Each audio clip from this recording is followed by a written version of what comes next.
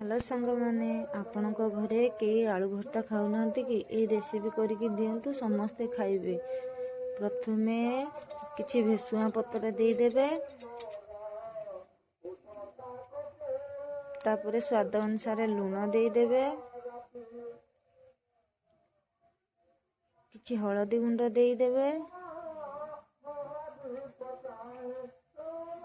आ किछि लंका गुंड, गरम मसला, चिकन मसला दे कि सब मसला ताकू मिक्स कर देबे। बे हमें तावारे तेल दे दीचु, गोटे गोटे करिथिबा आलू को इंदी गोल गोल सब दे देबा। आलू को एमिति गोल गोल करिकी ताकू तेल रे एमिति रखी देबा। एबे मु ताकू नौटे देछि, देखंतु ता तळ भागटा केते नाली नाली हो जाइछि। एई परिका बनेइकी दियंतु, आलू न खाउथुबा लोक भी सुधा खाइबो।